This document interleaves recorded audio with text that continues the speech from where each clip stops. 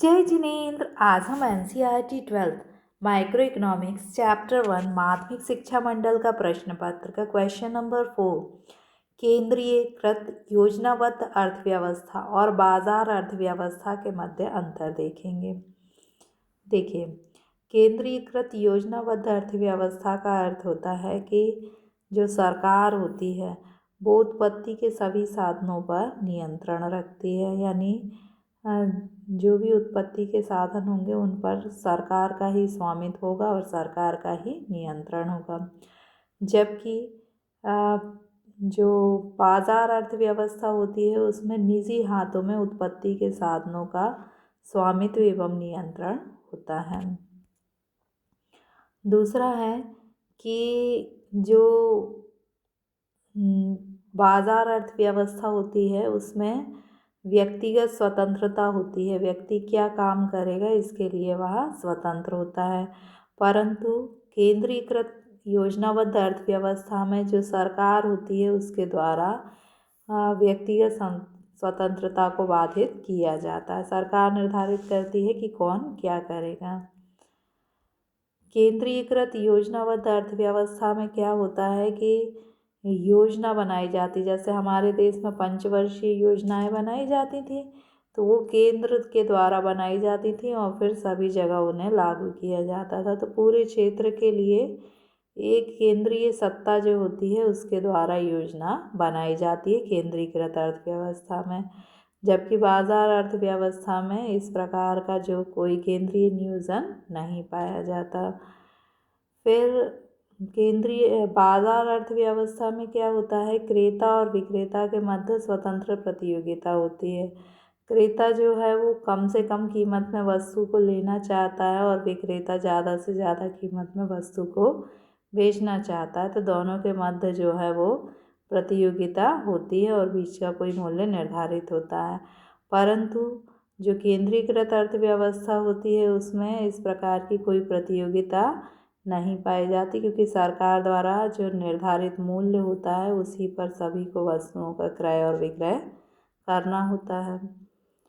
फिर जो केंद्रीकृत अर्थव्यवस्था होती है उसमें सभी के कल्याण की ओर ध्यान दिया जाता है, सामाजिक कल्याण की ओर ध्यान दिया जाता है। जबकि के मार्केट इकोनॉमी यानी बाजार अर्थव्यवस्था में व्यक्तिगत कल्याण की ओर ध्यान दिया जाता है। लिखेंगे कैसे आप?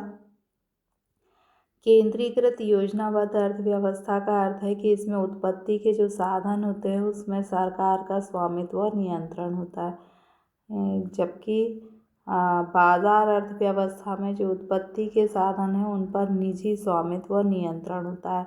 देखिए, आज आपने देखा है कि भूमि जो है वो हर व्यक्ति की निजी होती है, लेकिन केंद्रीकृत योजनाबद्ध अर्थव्यवस्था में ऐसा नहीं होता, क्योंकि सरकार जो है उसका ही उत्पत्ति के साधनों पर स्वामित्व और नियंत्रण होता है। व्यक्तिगत स्वतंत्रता का अर्थ है कि एक व्यक्ति क्या काम करेगा इसके लिए वह स्वतंत्र होता है बाजार अर्थव्यवस्था में, लेकिन केंद्रीकृत अर्थव्यवस्था में स्वतंत्र नहीं होता।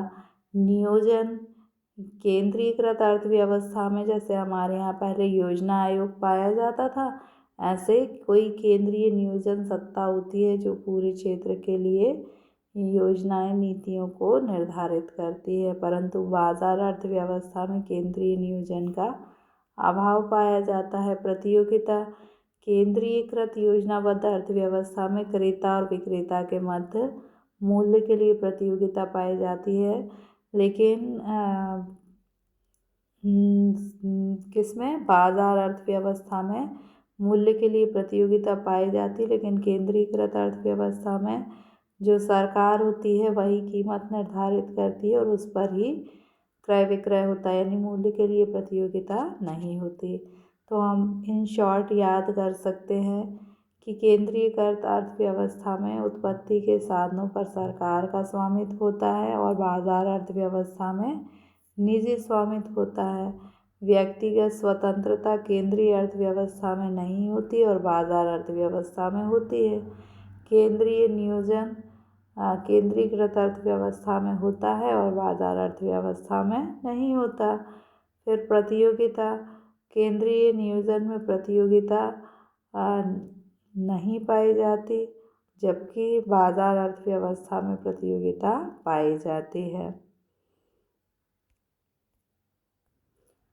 लास्ट है आपका कि उद्देश्य, जो केंद्रीकृत अर्थव्यवस्था होती है, उद्देश्य लास्ट अंतर है। तो जो केंद्रीकृत योजनाबद्ध अर्थव्यवस्था होती है उसमें सामाजिक कल्याण के उद्देश्य से सभी गतिविधियां सरकार के द्वारा संपादित की जाती है, और सरकार किसका ध्यान रखती है कि समाज में जितने भी व्यक्ति हैं सभी का कल्याण हो। जबकि योजना बाजार अर्थव्यवस्था में क्या होता है, लाभ का उद्देश्य होता है। मतलब एक व्यक्ति जो है वो सभी गतिविधियां अपने निजी लाभ के उद्देश्य से संपादित करता है।